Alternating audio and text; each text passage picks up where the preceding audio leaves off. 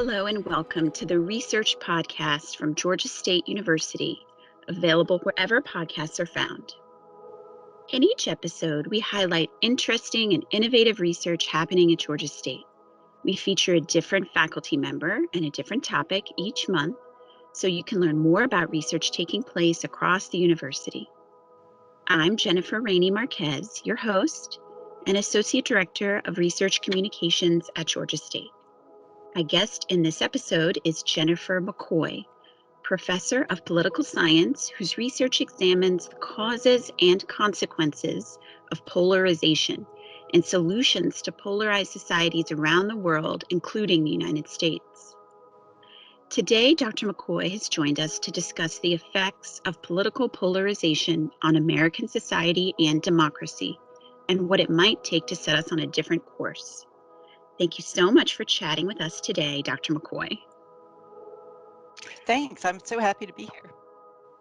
So let's begin with a little history lesson about how we got here. Political differences and disagreements between party members are nothing new. So, how have these differences hardened into the more extreme polarization that we see today? Yeah, it's been a process over several decades. In fact, if you think back to the 1960s, people often say, well, we were very polarized then, thinking about the Vietnam War and civil rights and the controversies over those themes. And it's true, while the nation was split in different opinions about those, it didn't happen along party lines, political party lines. At that time, the political parties were actually much more heterogeneous. Each one had multiple viewpoints within it and different kinds of people. So, for example, the Democratic Party had very conservative Southern Democrats and more liberal Northern Democrats, all within the same party. Today, the parties are much more homogeneous within each one. And what's happened is people and voters have sorted into the political parties so that now we can see their identities, different kinds of social identities that they have, and attitudes about different issues lining up under a single partisan identity. So, for example, in the Republican Party, it's lining up much more with religious conservatives who used to be split more between the Democrats and Republicans.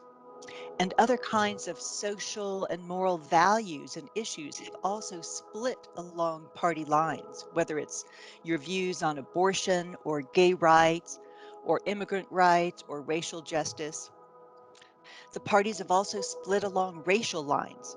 So the Republican Party is much more white.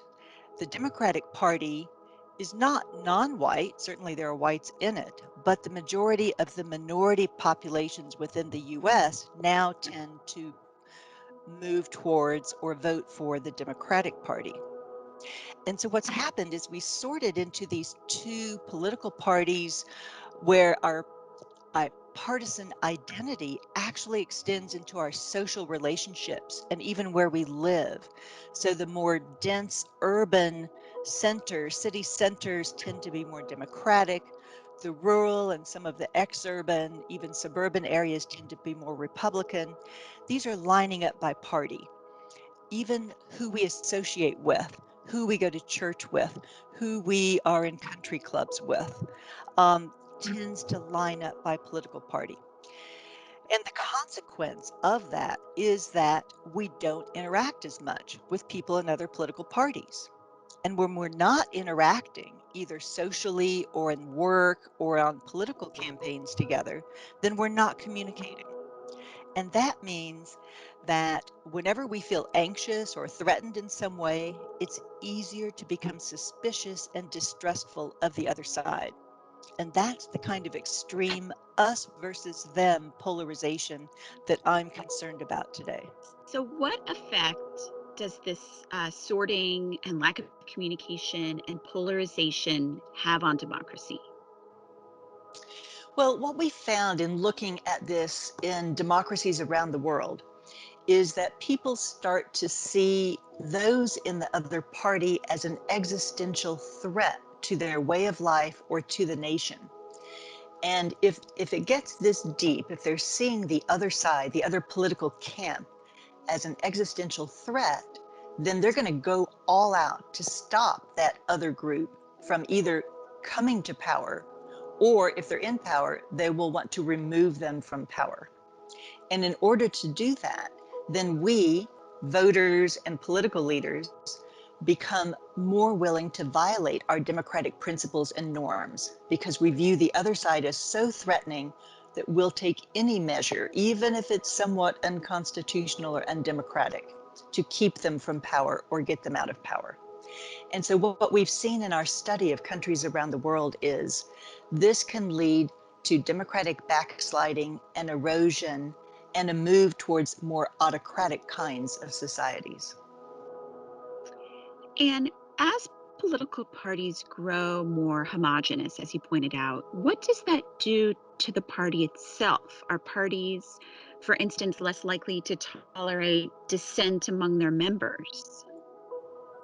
Yeah, what happens is that the more you have distrust and dislike of the other side, the other political camp, then the more likely that anyone who within your own party tries to bring up a criticism or a dissent or even build bridges with the other side or to argue, well, we need to negotiate, we need to compromise, those people trying to build the bridges or raise a criticism will be drowned out by the more radical voices.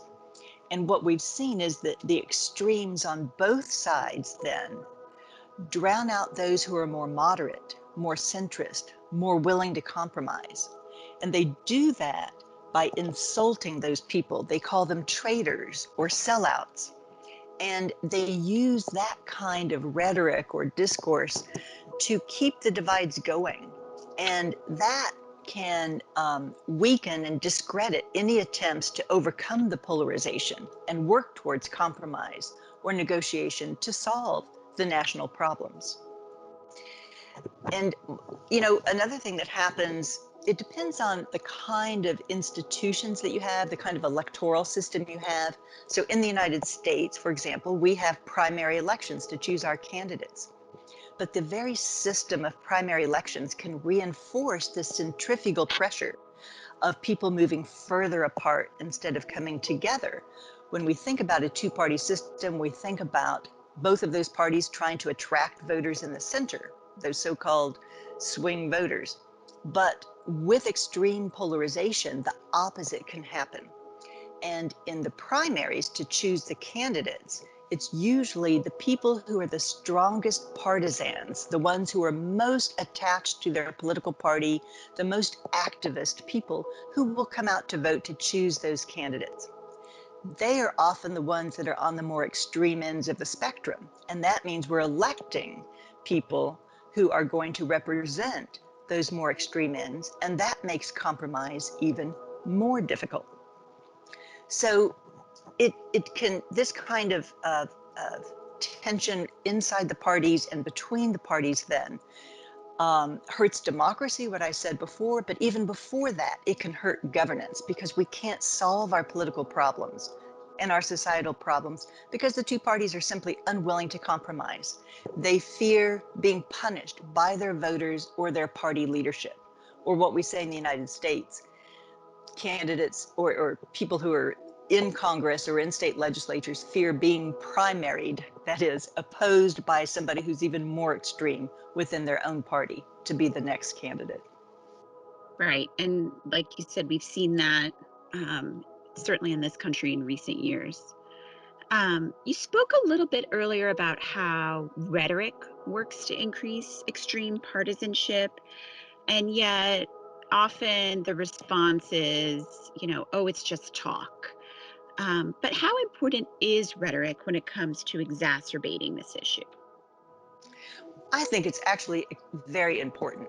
Sure, behavior, actual policy change is what's going to affect people's day-to-day life, but so does the talk, so does the rhetoric. What it does is it can change what's viewed as normal among, all of us common people. And when what we've seen in our research is that Political leaders or candidates for leadership can be extremely good at reading a public mood, and they'll come out with political messages, campaign messages that intentionally drive wedges between people. They can do this by highlighting issues that may be latent in the society, meaning the issues are there, maybe people are worried about it, there are some grievances, but it may not be in the forefront of people's minds as, say, the top problem in the country.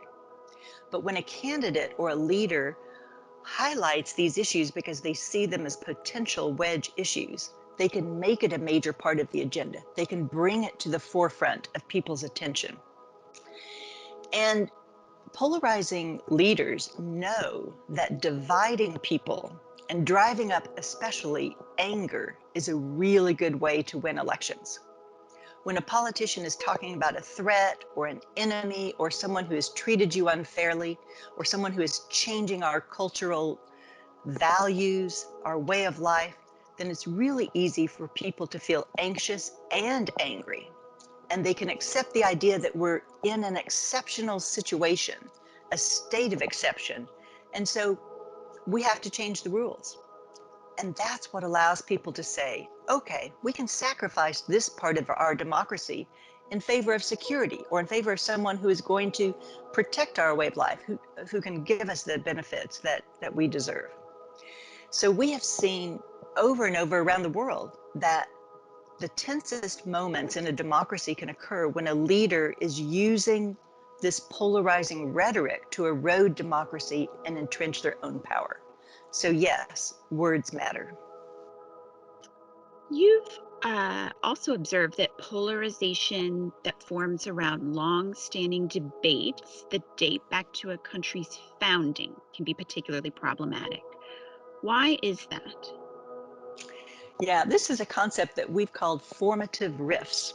And what happens is when countries form, or perhaps when they're coming out of a civil war or a major change, such as from communism, then there are often debates over who is a rightful citizen and who gets to represent those people and who will be represented in the government. So, in the founding of the US, there were obviously groups who were not considered full citizens. African Americans, that is, slaves, were not represented. Women weren't given full citizenship, weren't given the vote, and Native Americans. So in some countries, it might be something different. It might be if they had a war of national liberation, for example, in African countries or in Bangladesh. It can be the revolutionary leaders who say they're the only legitimate leaders, and anyone else who didn't participate in that really cannot represent the country. Or it can be a religious secular divide. Um, what's the role of religion in the state? So, for example, in Turkey, we've seen this kind of formative rift. So these are unresolved debates. Now, at different times in our history, these issues can come to the fore and they can recede. Obviously, we had the Civil War where slavery was coming to the fore and then it receded. It came back with the Civil Rights Act in the 1960s and it recedes.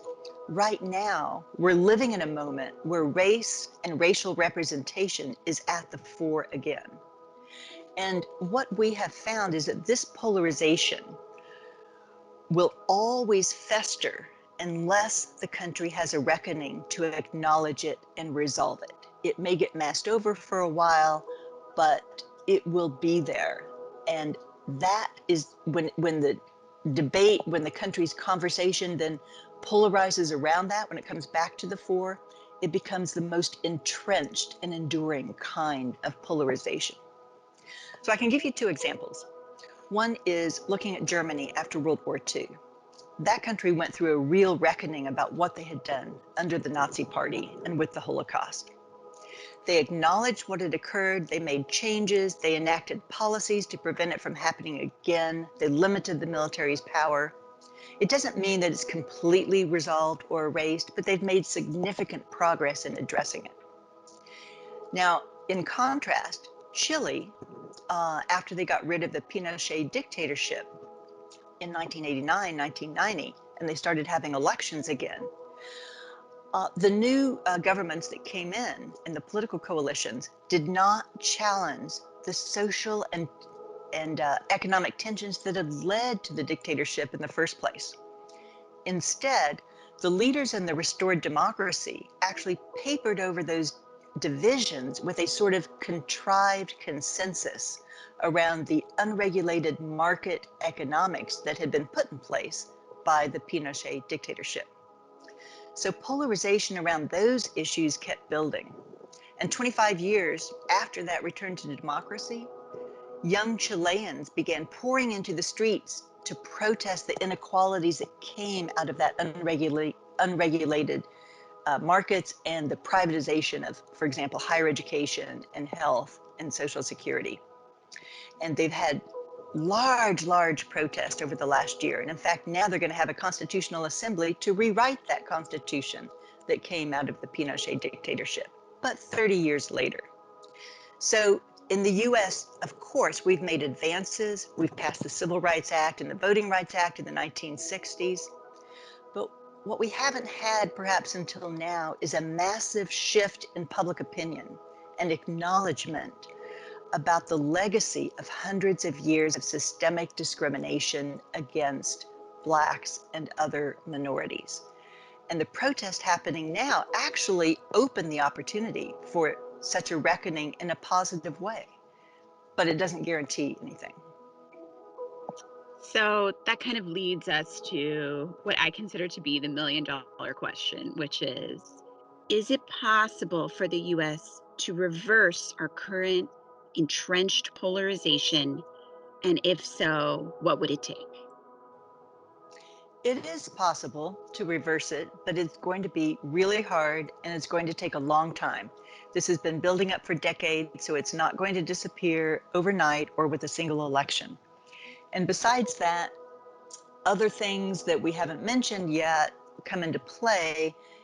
New developments in information technology, social media, the 24-hour news cycle, these have all made it more difficult to resolve because people stay in their virtual communication and information bubbles, even receiving different information. And that just contributes to the whole problem. But we another one way to overcome it actually is with an external threat or a crisis, and we often think that that can be the catalyst for change, for bringing a country back together. So for example, after 9/11, the country did come together temporarily to address terrorism, but it didn't resolve the long-term issues. And so we could ask now, today, we're in the midst of another huge external crisis with the COVID-19 pandemic, which had the opportunity to bring us together because we're all vulnerable. This is an invisible, virus that's threatening everyone. But it hasn't brought us together, unfortunately, in large part because the president has decided to make it a polarizing political issue instead of an issue that breaks down our barriers. So the question is, what else could work? I'm doing research right now on what kinds of opposition strategies might work if you have a government that is thriving on polarization and the demonization of its opponents in order to stay in power. Now, the temptation for an opposition party is to reciprocate, and we see this happening around the world. But reciprocating can just bring a country into a downward spiral and kind of lock everyone into that dynamic. One example in the United States of that happening was this kind of tit for tat that we saw over the nomination and approval of judges and Supreme Court justices in the United States Senate. And it actually started with the Democrats moving to get rid of the filibuster and just have a majority vote on federal judges back in 2013 when they couldn't get them approved. And then it escalated to the point of removing the filibuster and just allowing a majority vote on Supreme Court justices, with the approval in the Trump administration of 2 Supreme Court justices just based on a strict party line vote. So you can see that that kind of tit for tat going back and forth between the two parties, it actually hurts both of them because now when they're not in the majority, they will have no say over the appointment of judges. So what else? What should parties do instead of that kind of tit for tat reciprocation?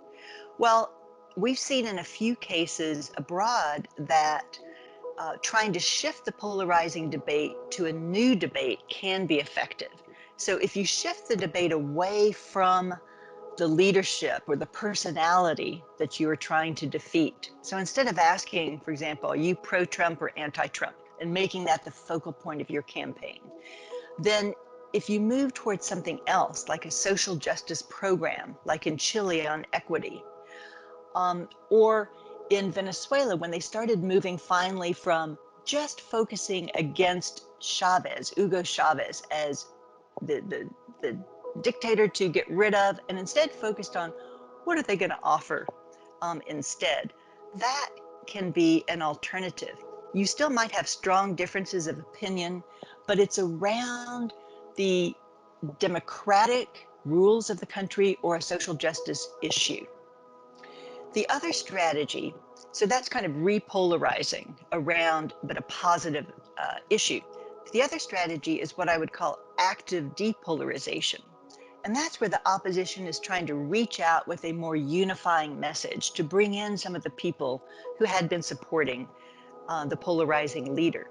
So in Turkey and Hungary, as two examples just this past year, where the opposition had been really out in the cold, had won no major elections for the last decade. They actually won the mayorships of the capital cities this past year with candidates who used a unifying message of hope and love. They actually talked about love and bringing people together. So instead of demonizing the opponents, they emphasized the positive, and they won. Now, I would note that a strategy focusing on positive emotions like that can be really difficult because it's harder to build up those emotions in a way that get people to act and especially go out and vote, which is what you want. It's much easier to stoke anger and get people out in that way. But we do have these examples where that could win. I'm curious, what are you watching for in the 2020 election, which is coming up very soon, as it relates to these issues of polarization and democracy? Yeah, well, for one, I am watching what is going to happen with this racial justice movement, um, the cycle of protest and the efforts to actually have reform. Does it fade away or does it continue to remain at the fore? Will it continue to be a campaign issue as the elections come up? Will there be new candidates elected on the basis of this? Will there be policy change? And does public opinion coalesce around this kind of change? That could really be the beginning of addressing one of those formative rifts that I talked about, having to do with racial inequities and the role of citizenship going back to the nation's founding. There's also, of course, our two other big things right now, the virus and the economy, which are interrelated. And so, in terms of overcoming the polarization that we're seeing around the virus, and is it a threat or not? I mean, we've seen the public, the American public, divide along partisan lines so that Democrats view it as more of a threat than Republicans. Democrats are more interested in following the recommendations of the CDC and wearing masks and social distancing. Republicans are more interested in focusing on the freedom to choose what they're going to do. So we are polarized even around that. And I fear that we'll be polarized around vaccines when those come up. So I'll be watching that. What is the partisanship around that debate? Everything having to do with the virus. Now, I do think it's encouraging that within the Republican Party, local and state leaders seem to be more willing to dissent and actually going against the president's rhetoric and putting together bipartisan responses. And just this week, we've seen as a result of that kind of pressure, actually President Trump coming out for the first time, showing himself wearing a mask and saying it's actually patriotic to wear a mask. So perhaps that will begin to unify us and depolarize the virus as an issue. But I'm also watching for the use of voter suppression tactics. President Trump won office without winning the popular vote because of our particular electoral rules, the Electoral College. And since his election, his focus seems to be on deepening his base, making sure his base turns out, but not trying to broaden it, not trying to broaden his appeal. So without a broader coalition to win, then an alternative to have a strong chance to win for any political leader is to stop members of the other side from voting. So you either win by getting a majority yourself, or you win by decreasing the turnout of the other side. There are a number of tactics to do this. Obviously, the other side could have a poor candidate. That could be, the choice of the other side. But what we've seen as well in the United States, as well as other countries, is the use of voter ID laws to make it harder to vote, making it difficult now in the coronavirus period to use absentee or mail-in ballots, and so discouraging some people from going to the polls, or purging the voter rolls. So the question is how often and to what extent these kinds of tactics are used to dissuade people from voting from one side and for the other side to try to win. So I'll also be watching for that as we come up to the election of 2020. Well, this is certainly a lot to think about as we head towards the November election. And so I really want to thank you so much for joining us, Dr. McCoy. It's been really great to have you here with us today. Thank you so much. I've enjoyed it myself. This has been the Research Podcast from Georgia State University, featuring Jennifer McCoy, professor of political science and an expert on polarized societies around the globe. For more conversations about research taking place across Georgia State, look for the Research Podcast wherever podcasts are found. Thank you for listening, and be sure to subscribe so you don't miss future episodes.